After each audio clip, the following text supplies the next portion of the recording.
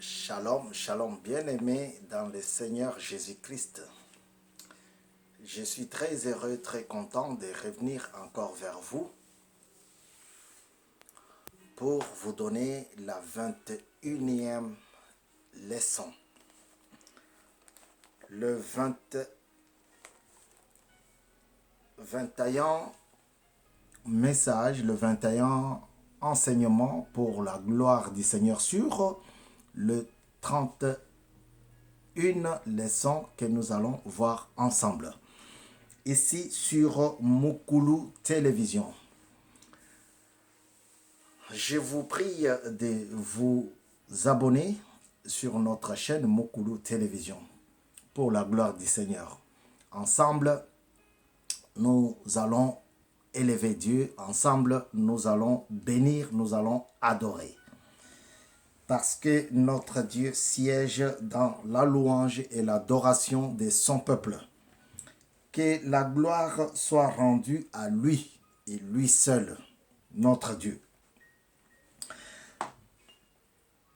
21e leçon pour la gloire du Seigneur. Ici, nous partons toujours sur le verset de base, Néhémie chapitre 2, versets 1 à 3. Mais aujourd'hui, nous allons voir le texte dans 2 Rois, chapitre 5. Alléluia. La guérison de Naaman.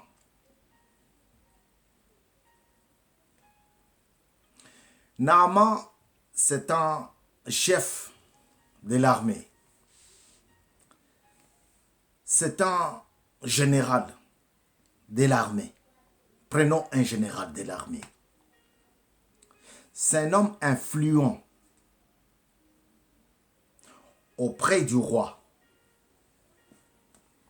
C'est un homme qui avait beaucoup d'estime. C'est un homme qui avait beaucoup de pouvoir, beaucoup de considération de la part du roi envers lui. C'est un chef de l'armée syrienne.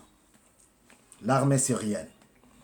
Et ici, le chef va tomber malade. Il est déjà malade. Il a la lèpre. C'est un lépreux.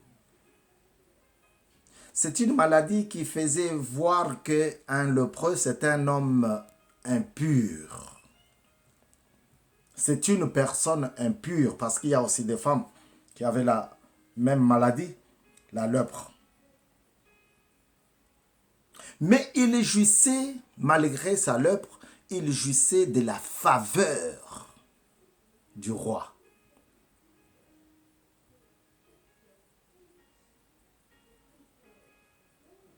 Et Dieu l'a guéri à travers son serviteur Élisée. Élisée qui venait de prier pour l'enfant de la veuve. Et qu'il avait ressuscité. Élisée. Élisée qui veut dire à qui Dieu salue. À qui Dieu est salut. C'est ça la signification d'Élisée. Et quand il fait ces miracles, il les fait par la puissance du Saint-Esprit. La restauration divine. La restauration divine, c'est notre sujet de base. Mais aujourd'hui, Dieu vient dans ta vie, personnellement, parce que nous le disons toujours, que le salut est individuel. Dieu ne regarde pas à gauche, ne regarde pas à droite. Il ne regarde pas ton voisin, il ne regarde pas ta femme, ton mari, ton époux, mais il te regarde toi. Dieu ne regarde pas ton enfant, il ne regarde pas ta femme, mais il te regarde toi et il veut te sauver toi. Parce que lorsque tu acceptes Jésus-Christ comme Seigneur et Sauveur personnel, Dieu est content et il organise une très grande fête dans le ciel, là-bas au ciel. Sans plus tarder, je vais lire la parole de Dieu.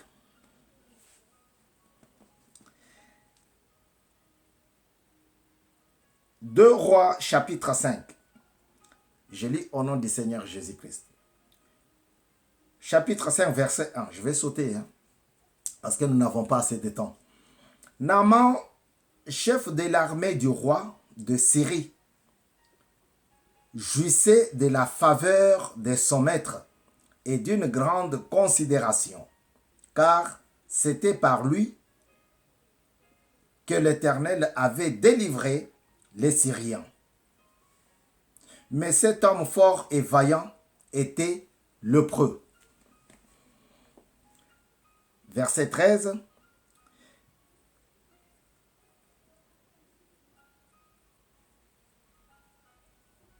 Je commence par, je vais lire à partir du 12e verset. Le fleuve de Damas, l'Abana et le Parpar ne valait-il pas mieux que toutes les eaux d'Israël? Ne pourrais-je pas m'y laver et devenir pur? Et il s'en retournait et partait avec fureur. Mais ses serviteurs s'approchèrent pour lui parler. Et ils dirent, « Mon père, si les prophètes lui tu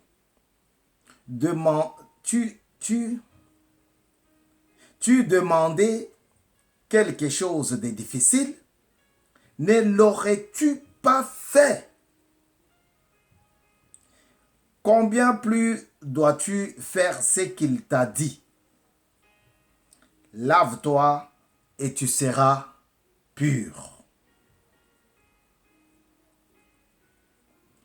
Il descendit alors et se plongea 7 fois dans le Jourdain, selon la parole de l'homme de Dieu, et sa chair redevint comme la chair d'un jeune enfant. Et il fut pur. Naaman, verset 15, Naaman retourna vers l'homme de Dieu avec toute sa suite. Lorsqu'il fut arrivé, il se présenta devant lui et dit, « Voici, je reconnais qu'il n'y a point de Dieu sur toute la terre, si ce n'est en Israël, et maintenant j'accepte, je t'ai pris un présent de la part de ton serviteur. » Élisée répondit, « Et vivant, je n'accepterai pas. » Naaman le pressa d'accepter, mais il refusa. Alléluia. La parole de Dieu est une lampe à nos pieds. Nous avons dit, Élisée veut dire à qui, celui pour qui Dieu est salut. Élisée est l'adepte et le disciple d'Élie. Il est le témoin oculaire de l'enlèvement d'Élie. Alléluia. Donc, si Jésus-Christ a vu Élie, Abraham, Élisée aussi a vu. Élisée a prié pour l'enfant de la veuve et il l'a ressuscité. C'était sa façon d'agir. Il appelle Géasi, il lui dit, appelle la maman de cet enfant, demande à elle de prendre son enfant et partir, puisque l'enfant est guéri. Son disciple a lui aussi, Géasi, avant qu'il soit pris la main dans le sac, Géasi appelle la dame et lui dit que prends ton fils, il est guéri. Et c'était comme ça. Maintenant, il y a ce chef de l'armée qui vient vers lui. Il a entendu, par le biais de son roi, le Syrien. Le roi qui l'a demandé d'aller voir le prophète. Avant, c'était ça. Avant, c'était le travail, le métier, si je peux me permettre de dire ça, de prophète qui faisait appel aux gens qui étaient malades, qui avaient des problèmes familiaux ou sociaux. Mais maintenant, c'est les prophètes qui vont aller chercher le président de la République pour donner des fausses prophéties. Donc, c'est ma façon de vous dire que ce sont des faux prophètes. Alléluia. Le vrai prophète, c'est le malade qui va le chercher. Si ça devient que c'est lui qui cherche le malade, non, là, il y a un problème. Et si c'est juste pour soutirer de l'argent, là, il y a un problème. Alors, ce malade va aller sur la demande de son patron, son maître. Il va faire un voyage jusqu'en Israël. Arrivé là-bas, il va souhaiter contacter le prophète. Le prophète qui lui fait voir par l'intermédiaire de ses disciples que pour sa maladie, que le chef de l'armée aille se plonger 7 fois. 7 fois dans le Jourdain. Alléluia. Le chef n'a pas bien digéré cela. Il pensait que le prophète allait... Oui, qu'est-ce que... Il pensait que le prophète allait avoir peur et faire ce que lui voulait. Mais devant Dieu, ce n'est pas du fanatisme. Ce n'est pas quelque chose... Non. Devant Dieu, c'est la parole et la parole que Dieu lui-même a donnée. Le prophète va parler avec le roi, le général de l'armée syrienne pour lui dire que ta restauration, ta guérison,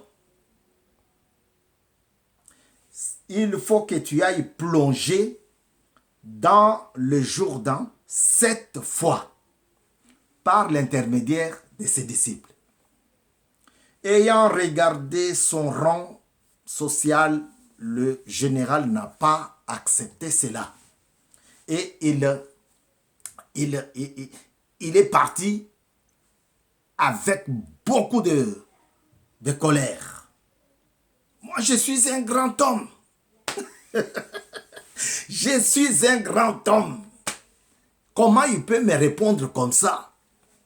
Je me suis déplacé de Damas jusqu'ici.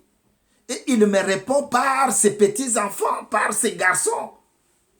Ça, c'est l'homme. Ce n'est pas le Dieu que nous invoquons ici à Mukulu Télévision. Dans cette émission, le parfum de bonne odeur pour Jésus-Christ. Alors le roi, le général n'a pas compris ça comme ça. Il pensait qu'on allait mettre un tapis rouge. Il pensait qu'on allait l'accueillir avec des rameaux de panne. Mais ce n'était pas ça. Ce qui comptait pour le prophète, c'est de lui donner la guérison, la restauration. Restaurer, c'est donner une autre forme, une nouvelle forme. Je vous avais dit, on peut restaurer le cœur, on peut restaurer la photo, on peut restaurer les livres, on peut restaurer le vêtement, on peut restaurer la chaussure, on peut restaurer la maison, on peut restaurer les tombeaux, on peut restaurer. Et ce monsieur était venu pour que l'autre, le prophète, puisse restaurer sa main qui avait des problèmes, sa main.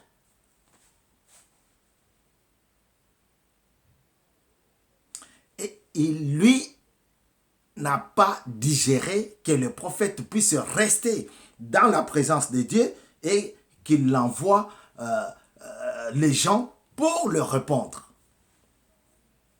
Alléluia.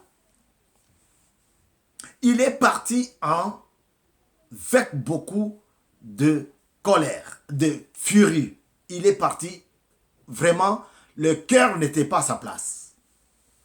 Il dit, comment il peut me dire ça? En Syrie, il y a l'Albanan. Il y a Parpar. Ce sont des fleuves. Je ne pouvais pas me baigner là-bas et qu'il me demande à mon âge, à mon grade, de descendre. Non, je ne peux pas accepter ça. Mais il oublie que c'était pour son bien. Comme Christ aujourd'hui vient frapper à ton cœur 3 fois. Il frappe. Il frappe. Apocalypse chapitre 3, verset 20. Il frappe. Il cherche à ce que tu sois restauré. Parce que tu es resté trop dans la haine. Tu es resté longtemps dans la jalousie. Tu es resté beaucoup de jours, beaucoup de fois dans l'amertume. Et tu n'avances pas spirituellement. Alléluia. Il vient, il frappe. Ah! Moi, je dors déjà. Mais pourquoi frapper à cette heure? Il pouvait frapper à midi, j'allais ouvrir. Pas avec. Non, lorsque Jésus vient, il ne dit pas l'heure à laquelle il vient. Il est souverain, Dieu. Notre Dieu est souverain. Alléluia. Le général, j'ai toujours tendance à dire le roi. Et pourtant, le roi lui a dit, est-ce que je suis Dieu pour te sauver? Va en Israël. Là-bas, il y a un prophète qui peut te sauver, qui peut restaurer ta main. Voyez? Et le général, il était mécontent. Mécontent comme beaucoup d'entre nous qui prient, qui cherchent la face de Dieu et qui ne voient pas la solution arriver. Et qui ne voient pas le changement arriver. Et il plie devant les idées sataniques ou satanistes. Ils plient, ils quittent l'église, ils abandonnent le chemin, la voie de Dieu pour un bonheur éphémère, pour un mariage éphémère, pour un plaisir éphémère. Alléluia. Pour un poste éphémère. Ils font le contraire de la voie qu'a tracée l'Éternel Dieu Tout-Puissant. Mais Dieu a envie que tu reviennes. Pendant qu'il partait, ses disciples à lui, ses collaborateurs viennent le voir, ils le supplient. Ils le supplient en disant, « Général, cet homme t'a juste demandé de descendre et de plonger dans l'eau de Jourdain 7 fois. Ce n'est pas une chose facile, difficile pour vous. Faites-le pour que tu sois pur. » Alléluia. C'est ainsi que le général va dire, bon, je l'accepte juste pour vous. Mais lui, il m'a méprisé. Lui, il m'a pris pour un petit garçon. Lui, il n'a pas tenu compte de mon rang et il me dit d'aller me baigner cette fois. Non, c'est pas possible parce qu'il y a des fleuves dans mon pays, Syrie. Alors, il va se baigner. Pendant qu'il s'est baigné, il comprend qu'il y a un changement qui s'opérait. Il y a une restauration qui se faisait. Et il reste dans cette optique-là et il va voir la restauration. Il va voir, il est guéri. Il est restauré. Il se rend compte que Dieu l'a visité. Le général de l'armée syrienne va se retourner, verset 15, jusqu'en Israël. Alléluia. Naaman retourna vers l'homme de Dieu avec toute sa suite. Lorsqu'il fut arrivé, il se présenta devant lui et lui dit, voici, je reconnais. Vous voyez, il y a des choses, c'est quand tu le vois que tu crois. Mais Christ dit, heureux celui qui n'a pas vu et qui a cru. Alléluia. Je reconnais maintenant qu'en Israël, il y a un Dieu. Pas seulement moi, mais avec tous mes hommes.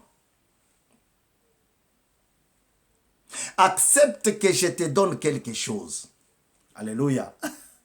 Il dit maintenant au prophète, prophète, j'ai compris que ta prière a fait ses effets.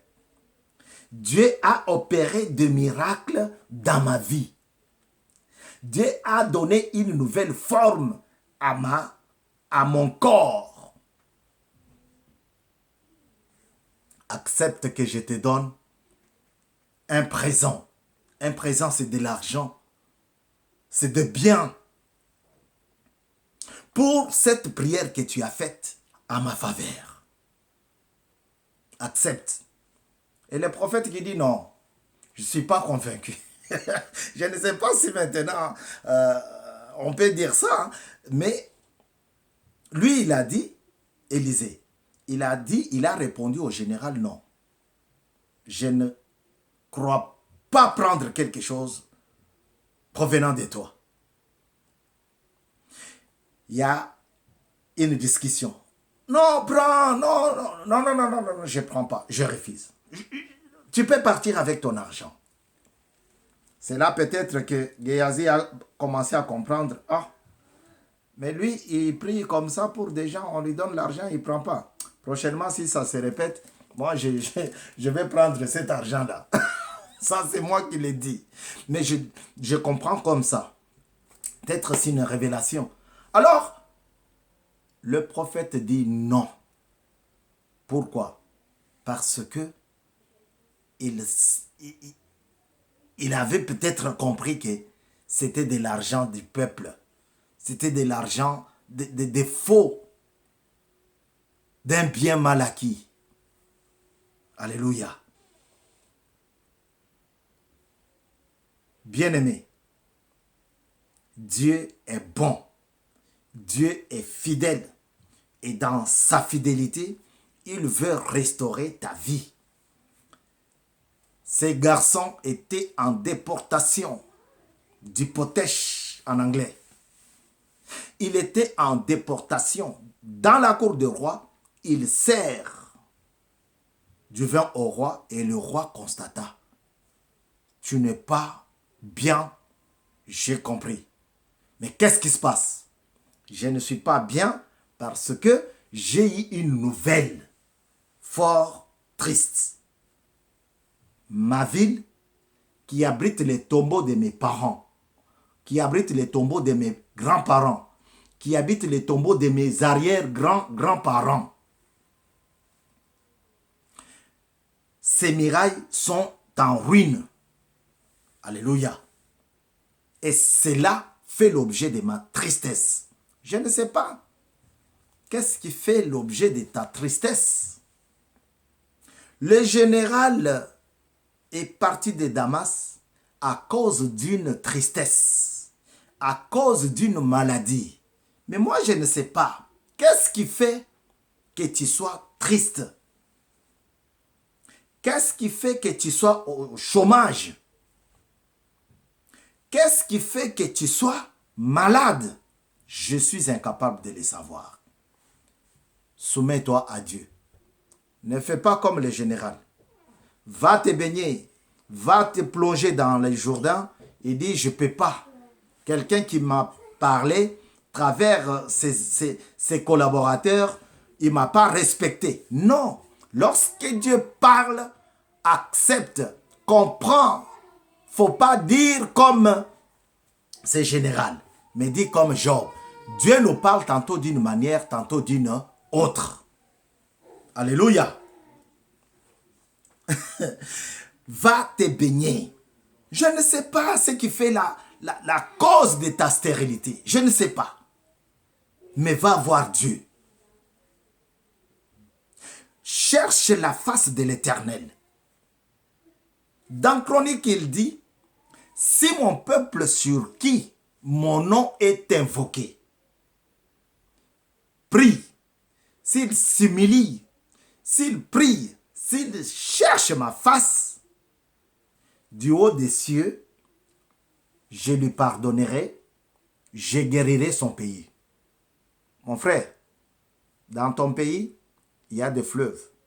Mais il y a des fleuves et des fleuves. Albana, c'est un fleuve. Parpa, c'est un fleuve. Mais ce n'était pas comme Jourdain. Tu veux que Dieu vienne restaurer ta vie? Baigne-toi cette fois. Mais avant de le faire, rencontre le messager, rencontre le prophète, rencontre le berger, rencontre le pasteur, qu'il te donne les directives avec lesquelles tu pourras rencontrer le Seigneur et il va restaurer ton corps. Tu n'es pas appelé à souffrir. Tu n'es pas appelé à rester le plus longtemps dans la tristesse, dans l'amertume, mais tu es appelé à vivre en nouveauté de vie. Le général Naaman a vécu un miracle du tic au tac, du vécu. Et il a changé de langage. Il est retourné pour rencontrer celui qui lui a mis au parfum de sa guérison, de sa restauration. Restaurer, c'est donner une nouvelle forme. Tu veux que Dieu donne une nouvelle forme à ton problème? Viens. Le Jourdain t'attend. Comme il attendait notre frère Naaman. Mukulu Télévision, vous êtes dans votre émission Le Parfum de Bonne Odeur, animée à cheval entre Paris et Kinshasa. Ici à Paris, c'est votre frère, votre serviteur, Bavon Kassongo Badia. Nous sommes là et nous avançons. 21e leçon pour la gloire du Seigneur. Que la gloire de l'Éternel se manifeste dans votre vie. Petit à petit, nous avançons sûrement et avec Dieu.